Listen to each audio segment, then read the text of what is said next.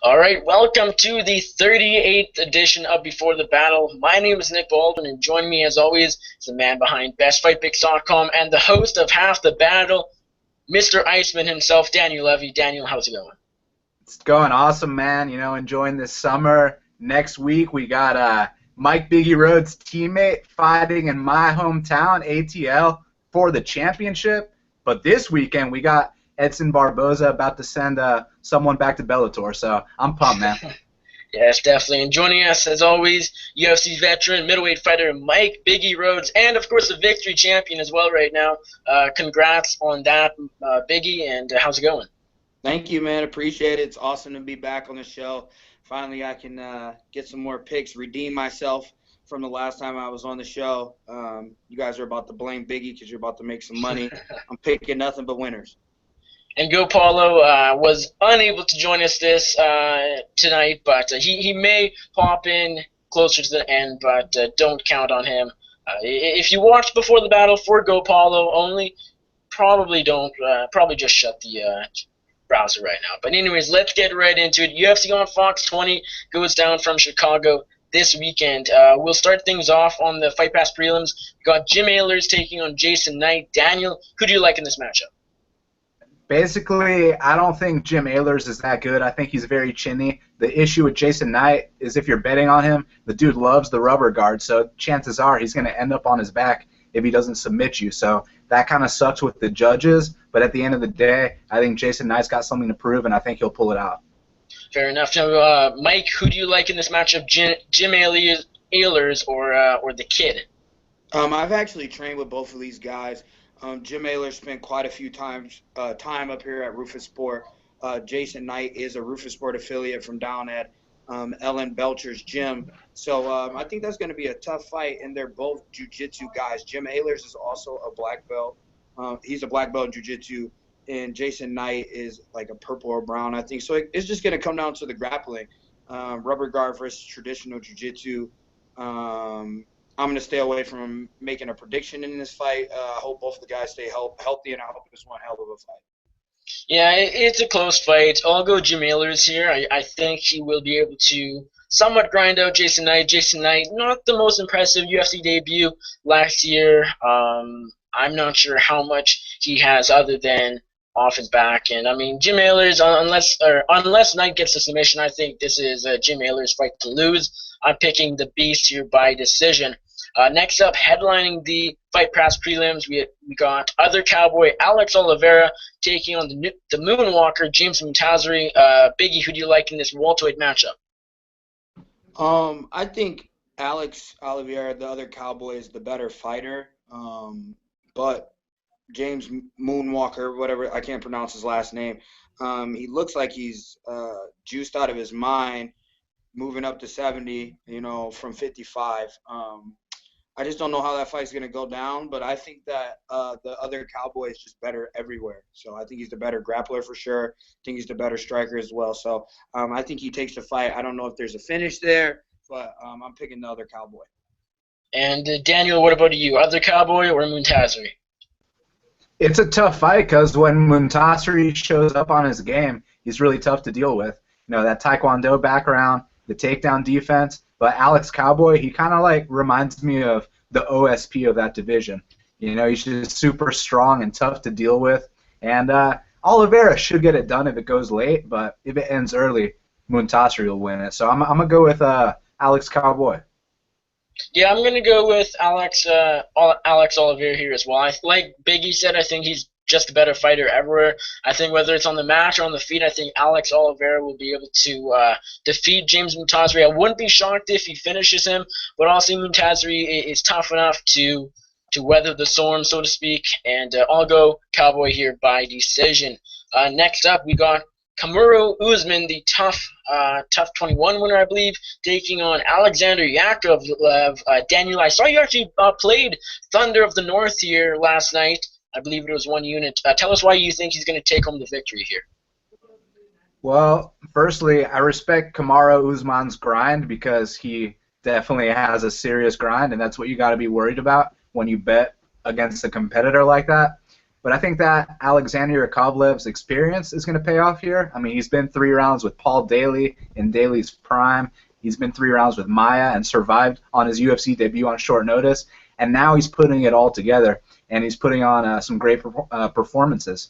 So I think this is going to be one of those fights where, maybe he gets taken down the first round, but as Kamaru starts to gas, Yakovlev's going to tee off on him and either win the 29-28 or TKO him.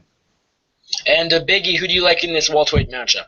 I can't go against Daniel here. I think that Kamaru is a gas and assassin. He is a good grinder, but if you make him work for the takedowns, make him work to hold you down, he gets tired, and he can give up the decision here. I think Alexander is the way more experienced fighter. I think he's the better fighter everywhere, and I just think he gets the job done. I'm thinking most likely it will be a later submission or TKO for Alexander Yakovlev. I'm actually going to disagree with you guys here. I am still siding with the Nigerian Nightmare here. His striking isn't the best, and I mean his grind is his best. Is the best part of his game. Alexander Yakovlev, though, he's been looking pretty good. Like, he got that knockout win over George Sullivan, I believe, in his last outing. And again, like I picked against Alexander in that fight. I pick against Alexander quite often, and that comes to bite me in the ass. So I'm picking Usman, so probably bet on Yakovlev. But I think Usman will be able to grind out Alexander despite the experience advantage, and a heavy one at that. For the Thunder of the North, I'll go with the tough winner here. Despite a recent injury, he actually pulled out of Sergio Moraes. That was it. So he pulled out of that fight. So I mean, could look a bit rusty in there this weekend, but I'll hope not, and I'll go him by decision. Next up, we got Darren Elkins versus Godofredo Pepe. Daniel, now I know you have a lot to say about Godofredo here. Who do you think is going to win this matchup? Well, I just mentioned I respected Kamaru Usman's grind, but you know whose grind I really respect? Darren Elkins. That dude, at this point in his career, he knows how to grind dudes out and break them, and it's crazy. I mean, he just keeps that pace up all 3 rounds. You can't believe it. Like, he looks ugly. He takes punches. They call him the damage for a reason, but he gets it done, and that's all that matters at the end of the day. With Mr. Pepe here, you watch his fights against Cecilia and Aranches, he looks like he's not a UFC caliber guy. Then his next 3 fights, he completely different man. We're talking like Vitor in his 3-fight win streak, and he's just killing dudes. But he's taking a year off. This fight's not in Brazil, and I believe Darren Elkins will prevail. And it should be noted that as of July 13th, so it could be different now because that's already a week, but as of July 13th, he has not been tested by USADA this year, so that's just something to keep your eye on. I don't need USADA. All I need is Instagram. Just go to Instagram and you'll see the difference yourself. Fair enough. Biggie, do you agree? Are you liking the grind of Darren Elkins to win this fight, or are you going with the Brazilian underdog? I'm going with Darren Elkins here. Once again, I've trained with the guy. He's came up here to Rufus Sport. He's from right down the way in Indiana. Got some good training in with him. We both fought down in Brazil. We didn't have good results that night, but we did go to the Brazilian supermarket and walk around with 40s around São Paulo. So Darren Elkins is a gangster, and I think he's going to whoop Pepe in this fight tonight. Yeah, I'm going Darren Elkins here as well. Now, I pick against Elkins quite a bit, but I've learned my lesson. Like, I picked Chas Kelly against him, and man, you can't deny Darren Elkins' grind. He's so good at what he does best, really, and I don't think Godofredo Pepe will really have an answer, and I can't really pick a guy that's coming off a big layoff. Coming off, like, I mean, now we're in the era of USADA, and that worries me, and it should worry any backer of Godofredo Pepe, anyone putting money on him or just picking him at the very least. So I got to go Darren Elkins here, and training a Team Alpha Male now, we can't complain about that move as well. He looked really good, really improved, so I'm going Darren Elkins here by decision. Next up, we have the headliner of the Fox prelims. We've got Frankie Science taking on Eddie Wineland. Daniel, who do you like in this matchup? Man, this one's actually super tough to call. A lot of people think that it's an easy fight for Science, but I disagree because Wineland has the speed advantage, and Saenz likes to rush in, so he can eat, a straight punch down the pipe, and it can stop him in his tracks. But if it becomes a war of attrition, that's where Saenz will prevail because, Wineland's at that point in his career where he's had that second jaw break. You know how it goes when they have that second jaw break. You consider retirement. So Saenz has more left in the tank. But, the style clash, it favors Wineland, to be honest here. But at the end of the day, I will go with the heart over the skill and pick Frankie Saenz. All right, fair enough. Biggie, are you going with the favorite here, Frankie Saenz, or do you think Eddie Wineland will be able to rebound? I wish I could pick against Daniel right now, but he's just right on the money tonight. Frankie Saenz. I think that Eddie's on the end of his career, man. Once you're on that second broken jaw, you're getting touched there. You get punched tentative, and his best game is his boxing and his punching ability. But when you get hit like that, it makes you second-guess being in that pocket and trading. And I just think Frankie's going to grind him. He's going to be too much pressure, punching. I just think that he's going to be able to kind of run over Eddie Wineland because I think he's going to be a little timid. So I'm going with Frankie Saenz. Yeah, I got to go Frankie Saenz here as well, and it would be cool to see Eddie Wineland back in the winning column because, he has so much heart, and I still think he's a decent fighter, but he's kind of with the jaw breaks and everything like that. It's just hard to trust him at this point in his career. He's had a lot of fights, a lot of wear and tear, and he just can't really like in the Brian Caraway fight, Brian Caraway outstruck Eddie Wineland, and you just look at the two names, and that sounds really insane, but that's just kind of where Wineland is right now in his career. He's declining, and he just can't really pull the trigger anymore. So I got to go with Frankie Saenz, who I believe is on the upcline absolutely, whereas, like I said, Wineland is far from that. So I got to go Frankie Saenz, I think, and both guys are super tough, but Frankie Saenz is definitely tough as well. I got to go with him. I think he'll honestly take down Eddie Wineland, and he will actually, I believe, have success on the feet, which sounds a bit crazy, but Eddie Wineland just really isn't where he once was, even a few years ago. So I got to go with Frankie Saenz here by decision. Next up, we have Felice Herrig taking on Kylan Curran, kicking off the Fox main card. Biggie, who do you like in this matchup? Well, everyone knows, or for the most part, knows my history with how I really feel about Felice Herrig, so I'll just leave that off of this show, and I'm just going to pick against her. I'm taking Kylan Curran. I think that she's an awesome fighter. I think she's going to get in the win column here, and I think she's going to outgrind Felice Herrig, who I don't think is very skilled in fighting. So I think it's going to be a pretty one-sided beatdown. If you've seen what Paige was able to do to Felice, picture that same thing happening, Kylan Curran via destruction in that first fight. Fair enough. Daniel, Kylan Curran or Felice Herrig, who are you siding with? Damn, I didn't know how you felt, man, but I'd like to hear. But, I got to go with Kylan Curran as well. I think she's going to beat her ass, The only problem she's had in the past was little slip-ups here and there. She was whooping the two girls she lost to. So if she just fixes little things, with the fight IQ, the maturation process, she's at King's MMA. She can only be getting better. Felice is on the way out. So Kylan by second round TKO, maybe a submission, maybe a decision, but she's going to win this fight. Yeah, I'll complete the hat trick here. I'll go Kylan Curran here as well. I agree. I don't think Felice Herrig really has much to offer against anybody. And Kylan Curran, a lot of people kind of underrate her now because she did suffer those losses. I know Paige Van Zandt and Alex Chambers, but if anyone remembers, like Daniel said, she was beating Alex Chambers, I believe, quite decisively until getting caught. So, you got to go Kylan Curran here, especially with Herrig coming off quite a long layoff. It's been over a year. So,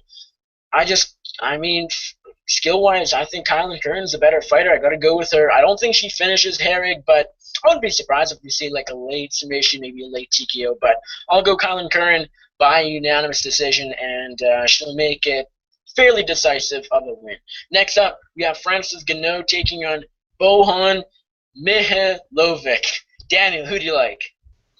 This is a case like Misha Serkinov versus Kutaleba, where the guy coming in, Boyan, he's simply too small for the weight class. He should drop a weight class. He's violent, he's aggressive, but he's simply too small. and this is a showcase fight for Francis Ngannou, who's going to become a serious prospect or contender at heavyweight. I mean, he's someone to look out for sure. Absolutely. Biggie, do you agree? I know you probably really want to pick Bohan here just because Daniel picked Gano, but I mean, Gano, I think he'll probably win this fight, right? Yeah, and honestly, I don't know. I didn't take the time to look up the Boyan guy, but I seen his highlight making the rounds around Twitter this week. But Francis, like you said, I think he can be a very exciting add to the heavyweight division. He's really athletic, big, strong. So I'm going to pick him here. I think he gets it done actually pretty early. I'm picking a second round finish. I think the heavyweights don't like to mess around, so let's get that fight over with quick. Yeah, without knowing really much at all about Bohan here, I gotta go with Gano just because this guy is a beast. And not saying Bohan isn't, but the thing is, Francis Gano can, like Daniel said there, can be a legit heavyweight contender in the future. He's already a top prospect. Everybody know who he is already. Only 2-0 in the UFC, and he's quite popular. There's a the UFC wants him to win. So there's a reason Bohan is his next opponent. I think this is probably going to look like a gimme win for Gano. And great. Francis Gano, I think, will win this fight by knockout. Last time when he fought Curtis Blades, I said first round, and then it ended up going a bit later. So I'll say second round, TKO in this one. Chances are now it'll be in the first round. So bet that under. Next up, the co-main event of the evening. We got number 6 lightweight in the world, Edson Barboza versus Gilbert Melendez. Biggie, who do you like? I think this is definitely a war of nutrition here. You have the classic Muay Thai stylist in Edson Barboza, who is the true, kind of Muay Thai would you speak of. He's the kicker. He loves the Muay Thai kicks. He also has some of the flashier spin kicks, in the game. Hard kicks, but he doesn't really have the hands to set those kicks up. Normally, as of late, he's been developing a much more well-rounded game. Takedowns, boxing. Melendez coming off the juice, getting, got beat even while he was on the juice, I think, and coming back from the long layoff. But his style is to grind, get in your face, wrestle you, and I think that he will be able to do that. I'm going to pick, I don't know if he's the underdog, but I'm picking Gilbert. You got me about to say Gilbert. Melendez for the win here. I think he grinds out a decision. Daniel, do you agree with Biggie Rhodes? I get a feeling that this is going to be the first time you guys disagree. Are you going with Gilbert Melendez in his return fight or the Brazilian?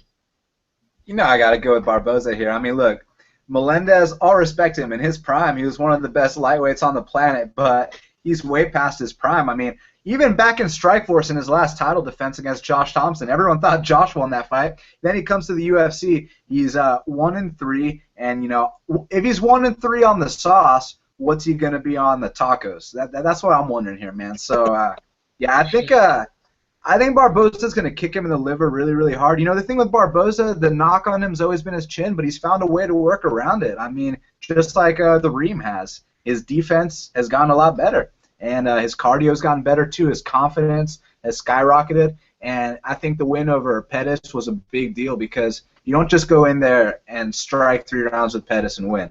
So the fact that he did that, that's got to boost your confidence. And going into this fight with Melendez, it's gonna be too much for Gil to handle. So I'm gonna pick Barboza, maybe even by stoppage, but most likely by unanimous decision. Hey, Eddie Alvarez is the 155 champion. That's all I gotta say. Yeah, anything can happen. It's true. Because he came over from Bellator, and he definitely, after getting choked out by Chandler and all that, and then he comes over, had a couple mishaps. Next thing you know, he's fucking up RDA and messing up a lot of people's paydays, and now you got him as a champion. Yeah. This is, I'm kind of surprised that Barboza is a 2.5 to 1 favorite here. I think that's right around where he is. I expected this would be kind of even lines, but I'm going to Edson Barboza here. Sorry, Biggie, but I got to agree with Daniel here. Giblet, I just can't trust the guy coming off a PED failure. a 1-year layoff. I mean, yes, his last fight was a split decision to Eddie Alvarez, which could have gone either way, and before that, the submission to pre-Ghost Anthony Pettis. I mean, I don't know. This is kind of a close fight, but I think Edson Barboza is going to be able to do what he has to do on the feet and win. Giblert, I'm not sure. Like, I just can't trust. Like I said, he still is a very good fighter skill wise, but coming off the layoff, as I said, I can't trust him. Edson Barboza has been looking the best he's ever looked, coming off the win over Pettis. And I know Pettis has declined and whatnot, but that's still a huge win. Anthony Pettis is still one of the best lightweights in the world, as Biggie knows. Edson Barboza, he beat him. He beat him at Pettis' own game. And like Daniel said there, the biggest knock on Edson Barboza was his chin. And he hasn't been knocked out for that long. His last loss was to Tony Ferguson.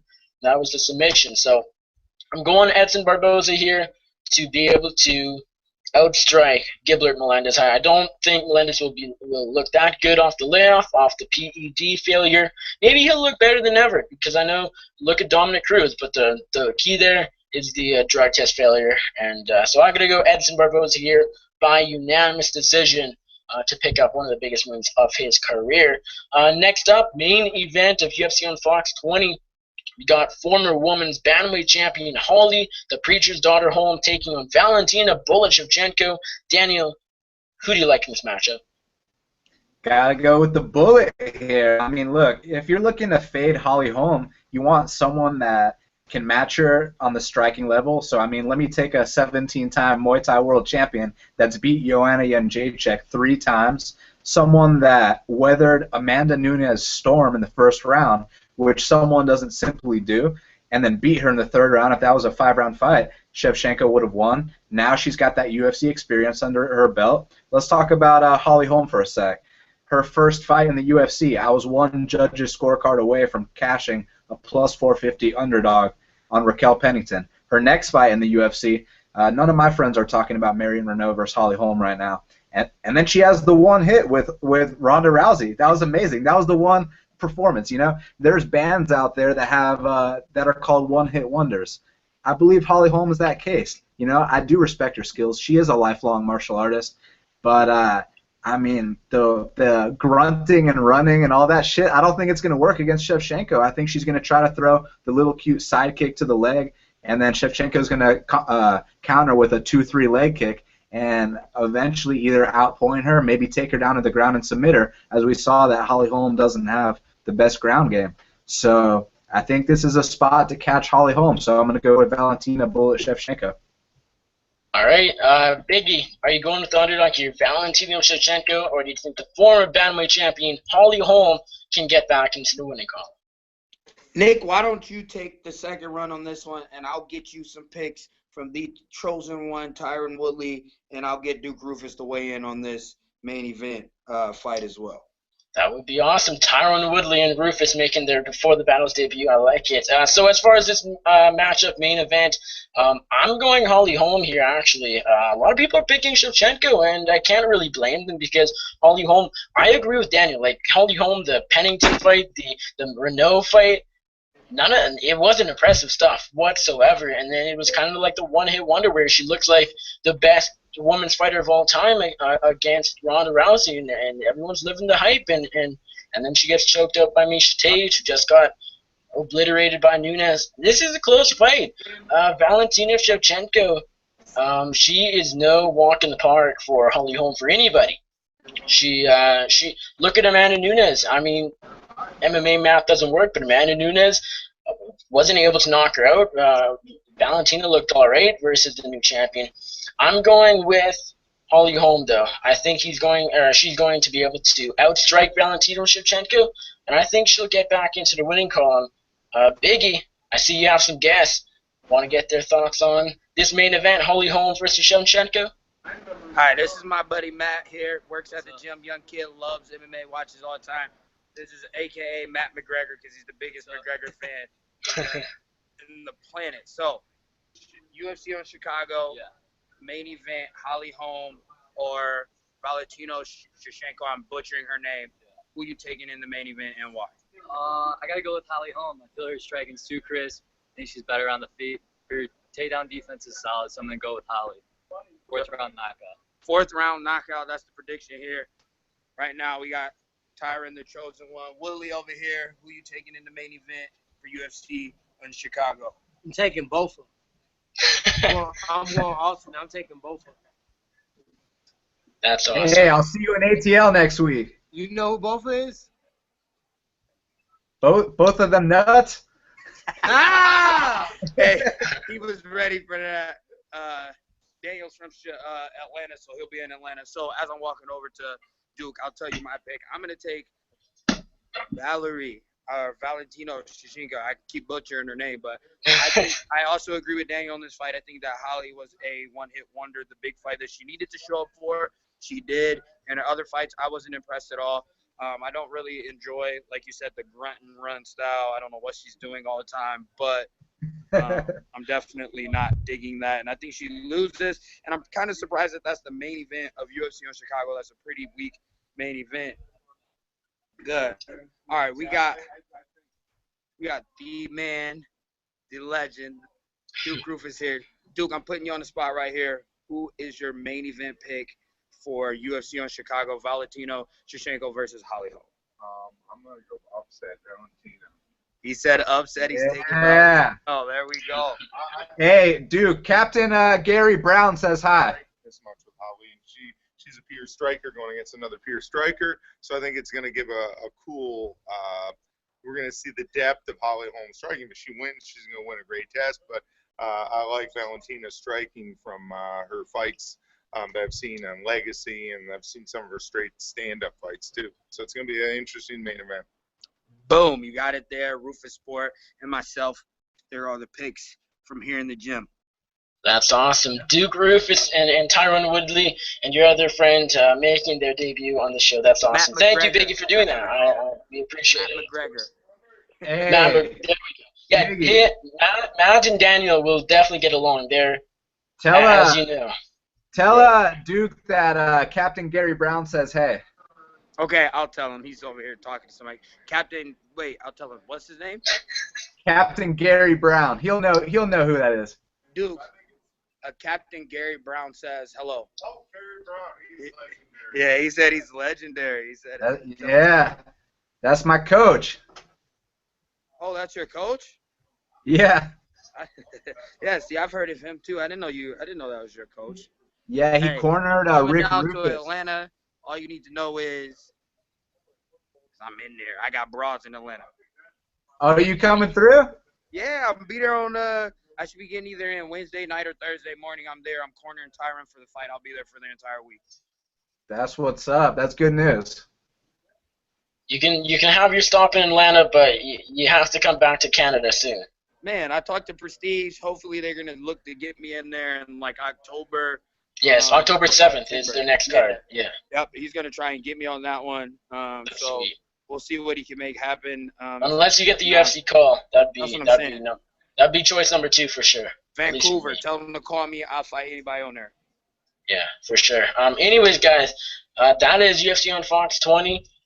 Anything, like, we skipped a few fights. I mean, like, some of the prelims are just not that good. Daniel or Biggie, anything else you guys want to add? I mean, we skipped over, let's see, we skipped Hector Venus, Sullivan. Anything else you guys want to add about this card?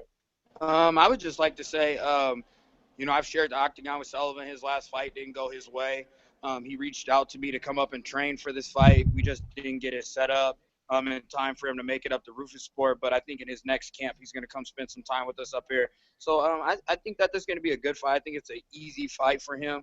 I think, with his punching ability, as long as the weight cut isn't bad, I can see him coming out with a victory in that fight. But my phone's about to die, so I'm going to sign off. I just want to say I'm happy to be back, man. Blame Biggie. Follow me on Team Rock Biggie on all my social networking sites. And hopefully we got some fight news coming in for you guys. Yeah, catch me in Atlanta. I'm there. I'm getting wild. I'm getting weird. I'm taking over the city. Talk to you later, Biggie. Thank you, as always, for doing the show. See you in Atlanta. Yeah, Atlanta. All right, Daniel. Do you want to give your thoughts on the Sullivan fight? Anything else? Like I said, we skipped over a few prelims because basically I had to rush because there was a storm going on at the beginning, and it's more or less past. So, I mean, my computer was dying, but it's plugged in now. So, I mean, we're not going to spend all day on these last few prelims. But anything else you want to add regarding the fights we skipped? Sure. About the Sullivan fight, I agree with Biggie. This is a showcase fight for George Sullivan. It's a good rebound from his last one against Yakovlev. And I think he should get the victory here over Urbina. Urbina's a cool dude, but you know how it goes, Nick. When we pick these fights, it's never personal. And also, I'm curious what this kid, JC Cottrell, that's fighting Michel Prazeres does, because he's very experienced coming into his UFC debut. So it's not like one of these guys that hasn't been welcomed in yet. So now it's a matter of, is he in shape? You know what I mean? Because Prazeres, that dude's a little tank. So I'm very curious about that fight because I was actually going to pick Tony Martin to beat Prazeres. I thought that was a very good. Oh yeah, for sure. I thought that was a good stylistic matchup for Tony Martin. And I'm curious to see what JC Cottrell does with this opportunity. So, yeah, I'll definitely be tuning in. Yeah, I actually will say, like, I don't know a whole lot about JC Cottrell in this matchup, but I've heard nothing but good things about him. And Prazeres, he gasses. I'll say it right there. Like, third round Prazeres, I mean, he's just not that good. He really needs to improve his cardio. Maybe he has. Maybe he'll prove me wrong, but I'm actually going to go with JC Cottrell. Like, I've heard good things about him. I think he'll be able to, like, the first round, I mean, it's not 5 rounds, but first round, maybe second round will be close. But I actually think simply, not skill-wise, but simply because conditioning-wise, I think Cottrell might actually be able to win this fight. So like Daniel said, look out for that one. The Urbina-Sullivan fight, I'm going to go with George Sullivan here as well. I mean, Hector Urbina just isn't that good. George Sullivan, coming off the knockout to Yakovlev, it's tough to say. Like this is kind of a fight where it's like flip a coin, so to speak. So I'm going to go George Sullivan in that matchup. And then the last one we skipped, the curtain jerker, Luis Henrique versus newcomer Dmitry Smolyakov. This is, again, a close heavyweight matchup. Do you just give me your thoughts on the fight? My thoughts are that at least Luis Henrique has fought in the UFC before under the bright lights. He knows what that's like, even though he was knocked out in devastating fashion. So it's a question of, can he return from that? With Dmitry, man, he's been straight can crushing over in Russia. So I don't know how that's going to translate on the UFC level. So I'm going to go with Henrique, but, obviously no bet. It's not a very confident pick. You just watch the fight. But let's see what Henrique does here. Yeah, I'm going Luis Henrique as well. Not really for any reason. He looked already against Gano until getting knocked out. And then Smolyakov, I will admit I don't know anything about him. So my pick is KLB here, but I'm not confident just because two guys that I don't know enough about to really be confident. And it's heavyweight, so it could go either way. But I have a DraftKings team somewhat ready to go. I'm still kind of looking at a few guys that I might switch out. But Daniel, let us know your bets. If DraftKings is a thing for you now, give your team. But I'm gonna guess it's not. Yeah, man. I mean, you can find my bets at bestfightpicks.com. And this week we're going with the Russians. Valentina Shevchenko and Yakovlev. So let's see what happens. I think that's going to be it for me unless something comes up at the weigh-ins. So stay tuned at Best Fight Picks on Twitter or bestfightpicks.com. And as for me, my team right now that I have is we have Kylan Curran, Frankie Science, Luis Henrique, Gano, and JC Cottrell. I'm looking at Cottrell and Henrique and thinking I'm not too confident just because I don't know tons about Cottrell. And then Henrique, that fight could go either way. So I don't know if that's my final team, but that is what I have for now. Anyways, thank you guys as always for watching. Go Paolo, of course, was not able to join the show tonight. Daniel, I know you already said say it again. Where can you find your podcast, everything else you got going on in the world of mixed martial arts? Well, first of all, it's been a pleasure, man. I mean, that was a cool surprise to get a legend like Duke Rufus to talk to us about a striker versus striker fight. So that was real cool. Thank you, Biggie Rhodes, for making that happen. And also T Wood, he's fighting an ATL against Robbie. That's going to be a serious fight. A serious fight. Robbie Lawler don't play games. And follow me at Best Fight Picks. Go to bestfightpicks.com. My podcast, Half the Battle, it's on iTunes, SoundCloud, and YouTube, and it's called Half the Battle. All right. As for me, at Nick UFC on the Twitter, of course. My podcast, we go off the MMA Circus. I host it each and every week with Andrew the Clown Kid Lawrence. It's on Bloody Elbow. It's on iTunes, Stitcher, Google Play, Pocket Cast. So, I mean, you don't have any excuses if you're complaining about not being able to listen to the MMA Circus. This week, episode 68, we had on UFC heavyweight Adam Milstead, UFC flyweight contender Louis Smolka, WSOF featherweight title challenger Lance Palmer, Bellator bantamweight contender Darian Caldwell, Bellator featherweight contender Daniel Weichel, Hard Knocks fighting bantamweight champion up here in Canada Jesse Arnett, and Prestige FC 3 featherweight Canadian fighter Corey Chambers. So I think that's about it. So my writing over at Bloody Elbow, I just dropped three interview pieces with Smolka, Palmer, and Caldwell. Hopefully, I'm going to be able to write up at least 2 more tonight. I'm hoping for Adam Milstead and Adam Milstead. And I actually just talked to Justin Scoggins today, so look out for those interview pieces. Hopefully tomorrow morning, if not very soon. Thank you guys, as always, for listening to Before the Battle. Thank you, of course, to Duke Rufus and Tyron Woodley. That was really cool. It was short, but it was sweet, of course, and good luck to Woodley in his fight next week. We will, of course, be back next week to break that card down. Thank you, as always, for listening, and with that, enjoy the fights.